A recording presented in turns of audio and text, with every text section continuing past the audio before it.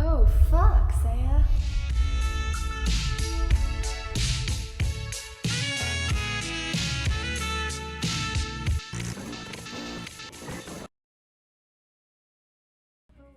Hey, hi, hello.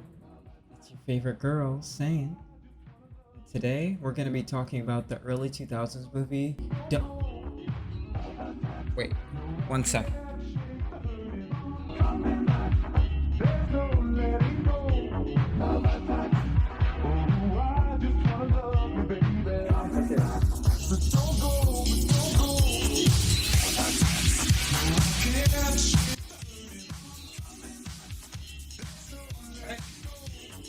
So, today we'll be talking about the early 2000s Disney Channel movie, Don't Look Under the Bed.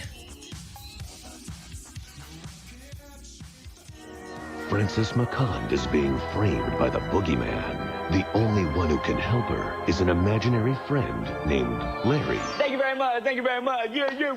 So, leave the light on. Keep the door open. And whatever you do, don't look under the bed. Don't miss the Saturday premiere, Saturday, October 9th at 7:30, 6:30 Central on Magical World of Disney. You know, growing up, like many kids, I actually looked heavily forward towards Halloween because, you know, fucking free candy, dude.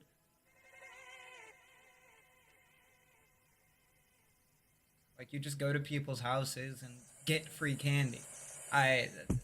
That's the whole reason that we loved Halloween. The costumes were secondary. It was just the fact that you could run someone's pockets. Anyways, let's look at some reviews from Common Sense Media. A review from the lovely people at Common Sense Media says that parents need to know that Don't Look Under the Bed is a Disney TV movie that contains many jumps and scares. Stop! I could have dropped my croissant! Younger children may find the boogeyman, Steve Valentine, too scary. His prosthetics, makeup, and demeanor are reminiscent of A Nightmare on Elm Street's Freddy Krueger.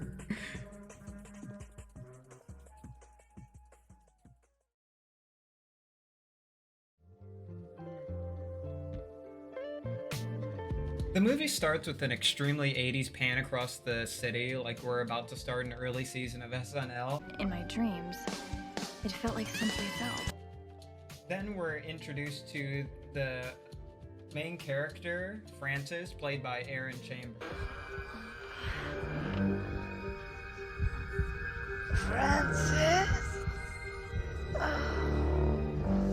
Francis, time to get up, honey. Then we're introduced to the family waking up entirely too early, and all the family members are just kind of fucking annoying. It's so dark. Must be a storefront moving in. Not according to the barometer. Oh, man, maybe it's the end of the world. It sure feels like it. We could eat the garbage and he can fetch a newspaper. Dogs have germs. What would you do with it when you went to college? They don't allow dogs. Then some fucked up toes. Oh my god, opening up a bag of dog treats. Jesus, fuck. Frances starts to walk to school with Joanne, her trademark decom black best friend, and proceeds to be kind of a bitch to her for no real reason.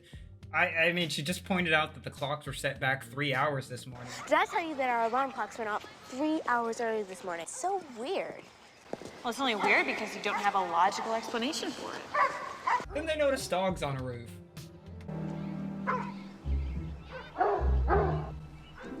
Now that's weird. After a little bit of time, they finally get to school, and I'm noticing two things. One, this movie is starting out exactly like Up, Up, and Away. Two, Francis's chem teacher can't park for shit. It's like 3 light years from the curb. My dude is parked in the middle of the goddamn lanes. Jesus Christ, man, that's pretty fucked up. Someone should arrest him for that. And you know what? I get that it's only about like 6-7 minutes into this movie, but holy fuck, this scene right here has so much like confusing direction in it. I don't understand. There's like 6 things that are just like, fucking what?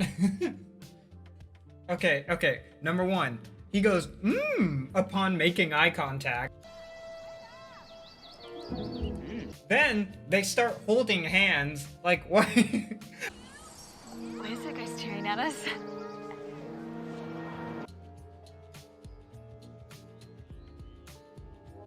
Frances keeps eye contact with Joanne's face while her head's turned in an entirely different direction.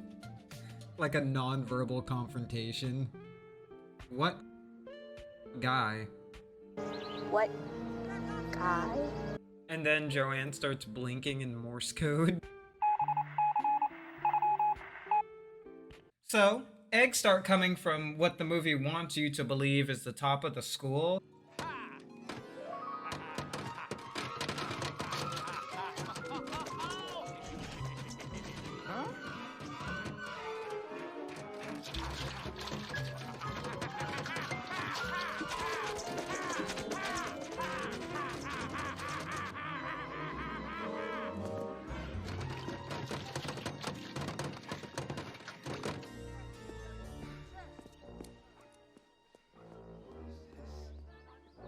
But between the chem teacher's horrible parking and the sheer distance itself, no human or supernatural creature could like reach that without floating. So it's like, if you could float, why would you put the egg cartons at the top of the school? Like, I don't know. That really does. Wait a second. Hold on. This isn't the front of the school. The front of the school had Middleburg High like framed really like big enough for someone to sit on. Are we at the back of the school? Wait, so Frances and Joanne spotted their chem teacher in a quantum superposition by having him exist both in the front of the school and the back of the school at the same time until the photons in our eyes measure it. That's the only explanation that I could give for this shit, because what the fuck? You know, this is like less than 10 minutes into the movie. I should move on. Anyways, the school day ends and holy shit, people just left their dogs on top of their roofs for like 8 hours? Oh look, there's another one. Get up there in the first place, Charlie. That is so weird. Immediately followed by this line. Grow up, Joanne. Look, I gotta get to swimming practice, but I'll see you tomorrow. Okay. Oh, are you trying out for the high school team? They're all older than I am. Oh, it doesn't matter it's swimming. That just means you're more streamlined. Electric chair. Holy shit. And after that weird ass shit, Frances starts telling us about the other spooky stuff that's happening in the town.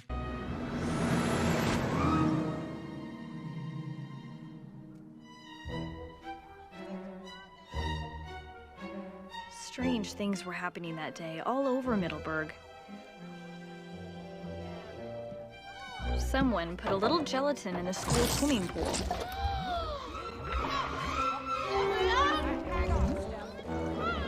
I'll get you out. Now, grab onto this. A colony of bees colonized the principal's office.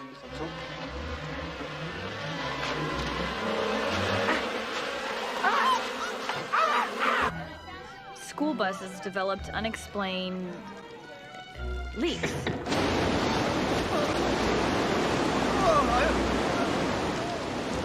And then there was the graffiti.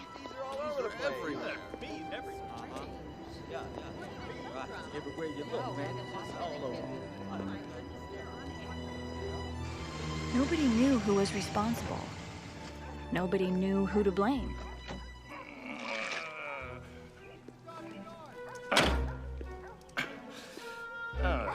Okay. Alright. Ah, Nanook.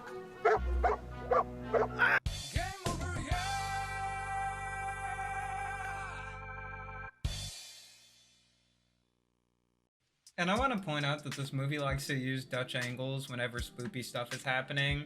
And that's directly because the special effects look like absolute ass.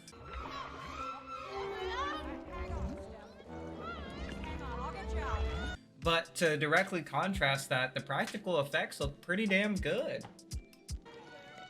Leaks.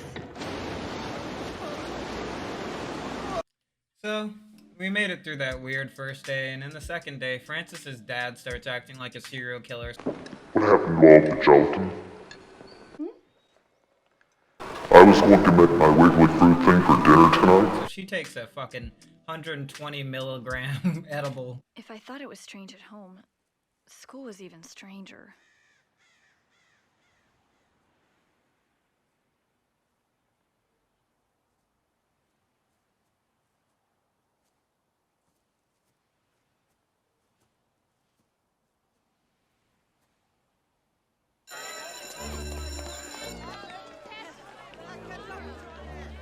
Anyway, there's bees all over town, everywhere except for on Francis's lockers, and these group of 30-year-olds decide to blame her for everything.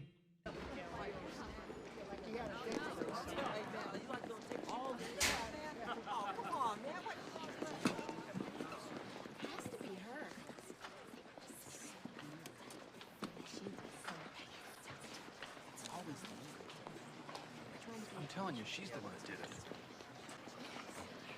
Is there something interesting about my locker? Why is yours the only one without a bee on it? Maybe she's the one who did it. Grow up, people. Even though she has a really good alibi. Like, how?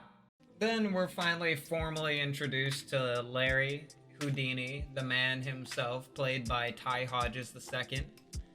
He directly tells Frances that he's an imaginary friend, then after lightly roasting the shit out of her, basically gives her the centralized plot of the movie. Aren't you gonna run away this time? I didn't really run away. Yes, you did. I just needed some space to reevaluate the situation.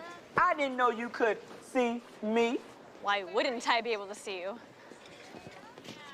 Nobody else can. Yeah, right.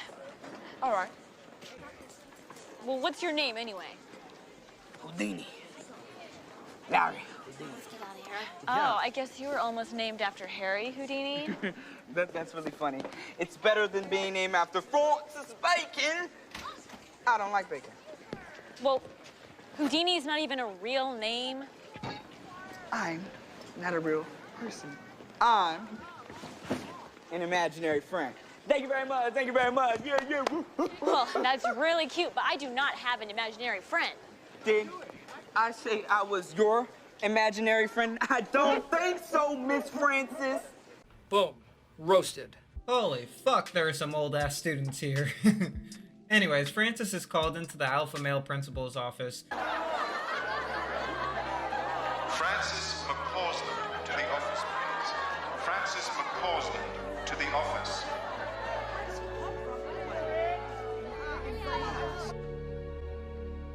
I see your middle name is Bacon. That is Bacon with a B, correct? Is there a bacon without a bee? Francis.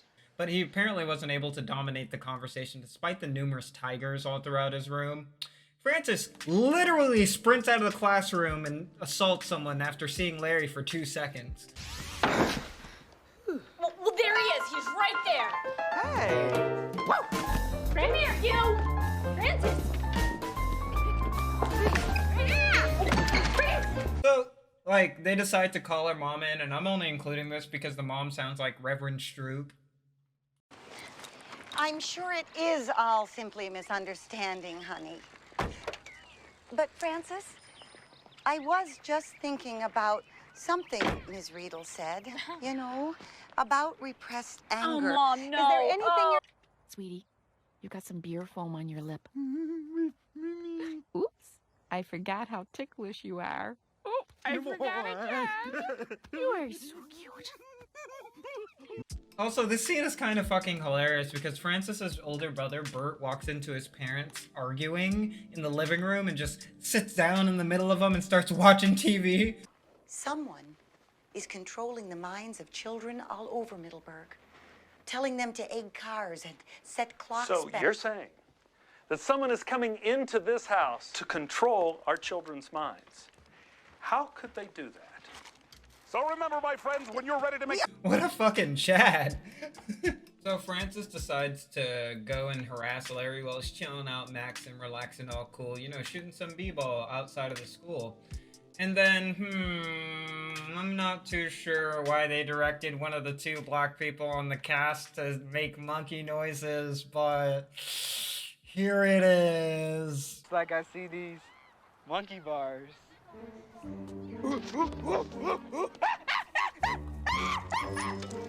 You know, I want you to tell my.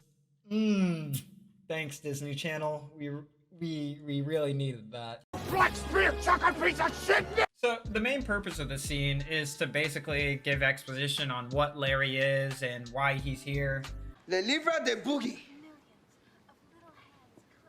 The boogie book?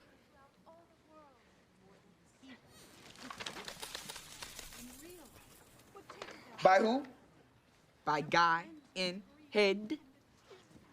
Now, if this is supposed to convince me that you're for real... You mean not for real? Read the dedication. This book is dedicated to... Larry. For Larry. Okay. So let's see what the head honcho has to say. Head? So no head? Then after needlessly harassing a black man, Francis goes home and gets jump scared by Larry.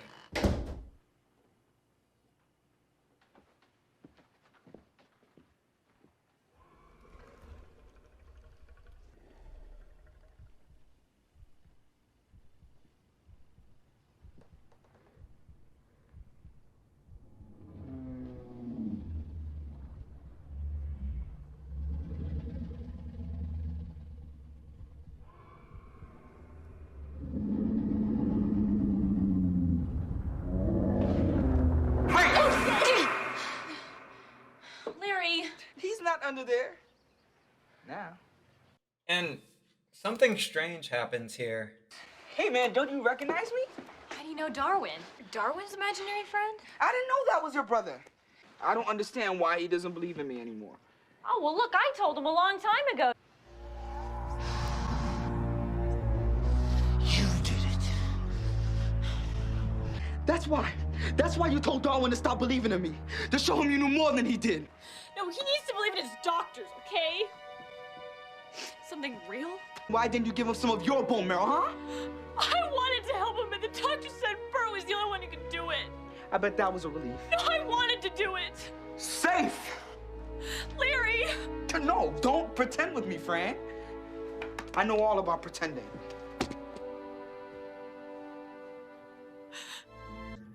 It's at this point that this movie, filled to the brim with nonsense and wackiness, truly gripped me as a child. And watching it back as an adult, it's one of the most profound scenes that I've seen within a Disney Channel movie. Although they do have some redeeming qualities throughout them, this one felt real and felt like something that was actually worked on and developed. I'm not a very good writer, and I'm not a very good sayer either, but this was good writing and saying and acting by everyone. Now, the movie decides to step back for a second, back into all the foolishness that it was about, because honestly, up until this point, I was just giving you the rundown of what the movie is. I wasn't hopping from scene to scene to scene. That's just how the fucking movie is. It's absolute nonsense, then it hits this. Which is genius.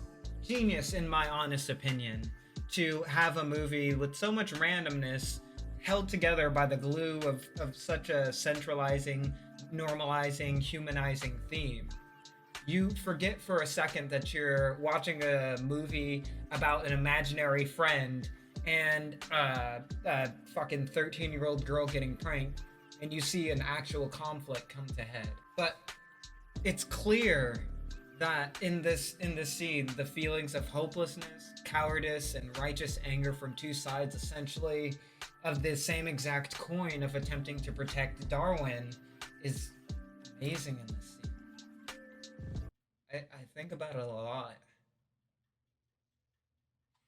Anyways, the boogeyman is, as all evil is in this world, a white person with dreads. Can't have that. Execution immediately. Cause I'm an island boy, trying to make. Oh, I'm an island boy. I'm a just island boy. Gotcha.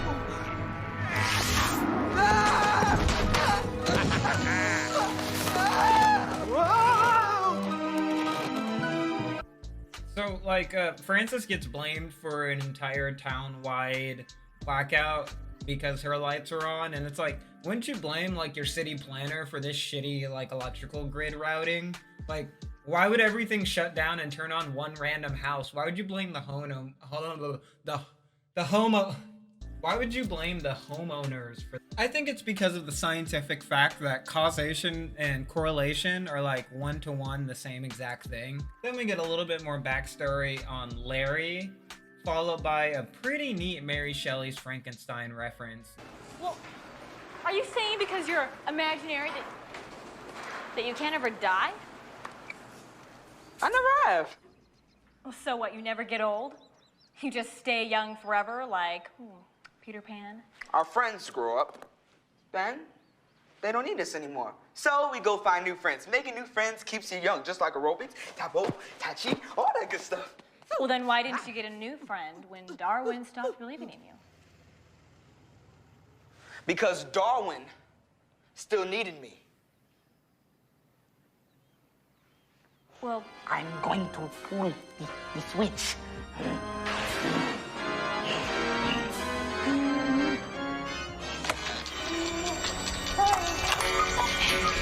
They all said I was crazy at the university. That is the lie. But now I've chosen. Now they'll see who has the last laugh.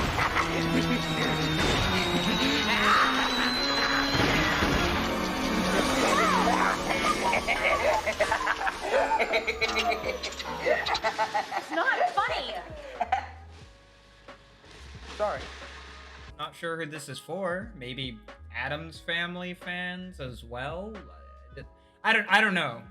Was that poppin' back then? I don't know. I was like 7 or something like that. Then Frances says, "Oh, I'm gonna go and take a cold shower." So Larry respects her boundaries.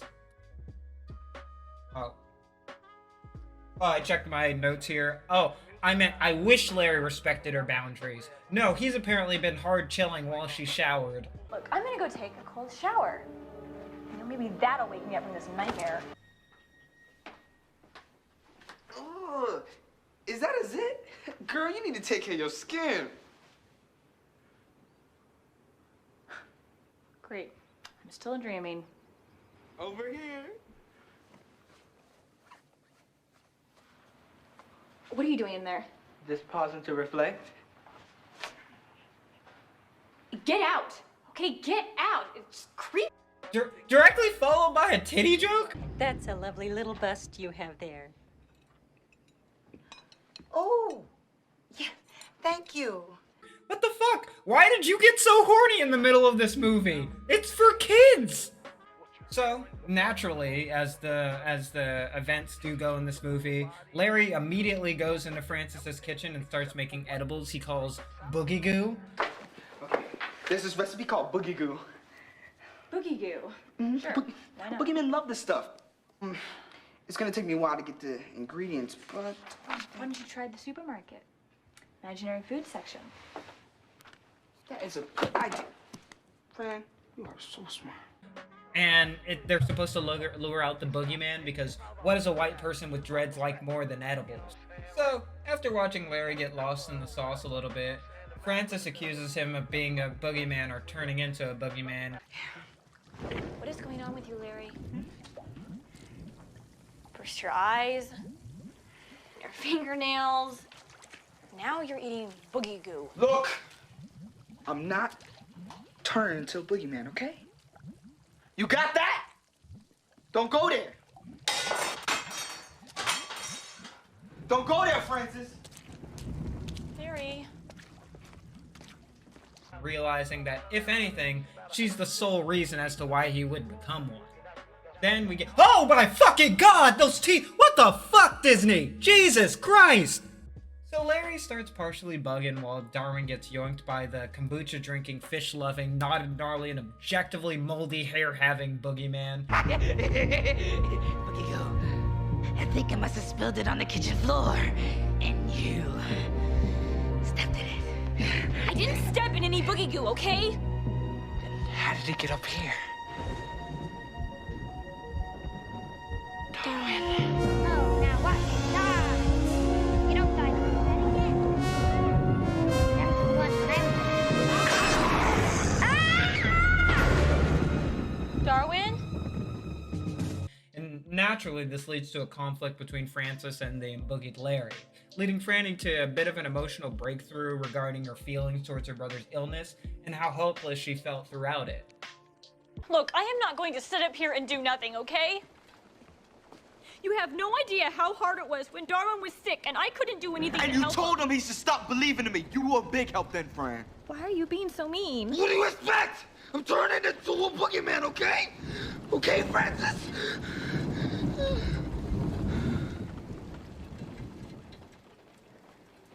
After a bit of bad CGI, we're in the upside under the bed. Under the bed, just like the title of this movie.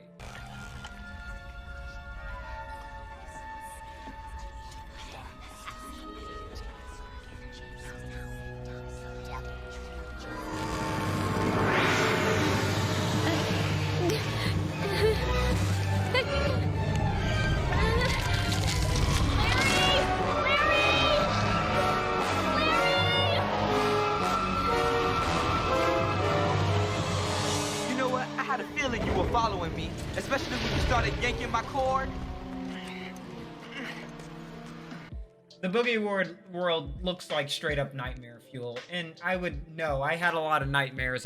This brings us into the final showdown between Larry Houdini and the fucked up follicle owning, garbage smelling Suicide Boys reject that is the Boogeyman. Hey, Editing Zaya here. And this part of the movie was copyright claimed. So instead, I'm just gonna, talk over these parts so that I don't get copyright claimed again. What I am going to do that will make that a little bit better, though, is include the subtitles and a little bit of the sound, but for the most part, I'm gonna be talking over it. I just want to remind everyone watching this that, as the great speedrunning YouTuber Tomato Anus says, you are loved. You will make it through this very tough time in your life, and nothing is permanent. What you can do right now is turn around whatever is happening in your life that is causing you an ailment. I do believe in you 1,000%, and there's nothing that you can't achieve through your own means. I feel like there's just so much hopelessness in everything that we do as people, and there's so much working against us. It's time for us to work together, and there's nothing more that I would love to do than support you in anything that you'd want to do.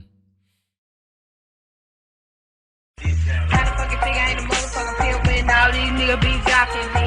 Give it to the end, make a cheese, nigga green bitch, please. Motherfuckers ain't stopping me. Coming on the scene with a Tommy Hill, figure niggas sell, but you got to make me rich. Never get the pussy cause it's off limits. Whole run the game when you're claiming it other bitch. Gas up your head like I love you, nigga, no loco. Never go for the niggas on my dick. Pimp player, baby, little nigga, never stank it to the day. I got sock fudge in my mouth. So, the Boogeyman is revealed to be Frances's imaginary friend. And literally, we could sit here and talk about the racist implication of someone losing dreadlocks and becoming whiter, meaning that they're good. But let's focus on the heartfelt end. Away. She means we won't be coming back to see you. No. Only real friends last forever, like Joanne. But I believe in you. I believe in both of you. The time to believe is when you're little, like Darwin. So, that was my favorite Halloween movie. What'd you think of— Wait, no! Don't!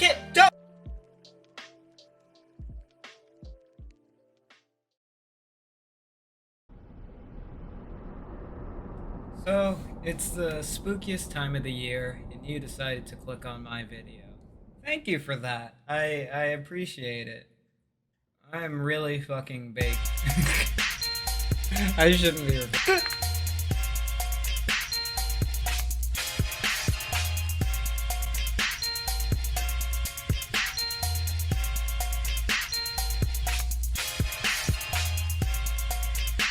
The Boogie World looks like straight up nightmare fuel, and I would know. I had a lot of nightmares. Happy Halloween! Or soon to be Halloween.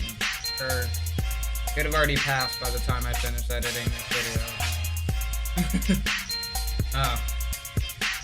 Well, before we get into the review itself, let's look at some of the reviews from comments. Well, I guess we're in for a treat. Join me on this lovely adventure into the early 2000s psychological children's horror movie. Psychological children's horror movie. Is that the order that you'd say then? Okay, psychological children's horror movie, Don't Look Under the Bed. Then, exactly in this order, because this is... Then, just to add a little bit on to this, Frances looks behind herself, which we should... So, Larry starts partially bugging while Darling gets yoinked by the kombucha-drinking, fish-loving, knotted, gnarly, and objectively moldy hair-having boogeyman. And naturally, this leads to a conflict between Frances and the in-boogied Larry, leading to Franny to an emotional breakdown. Oh, breakthrough. Whoops! Hey. Oh, wait. Hey, you just watched my review for Don't Look Under the Bed. What'd you think? It took me a while to make, and I'm starting to enjoy making them a little bit more. So let's think, next review will be coming in December. Hopefully not on Christmas Day itself. I'd hope to be doing something else around then, but could be December 31st. I'm not sure. Yeah, but I'll be doing a Christmas review as well. And I'll possibly be dropping another video in November. It just takes me a lot of time to go through and edit these type of videos because they take a lot of work. Well, I hope you enjoyed. Thank you so very much for sticking to the end, and I'll see you in the next one.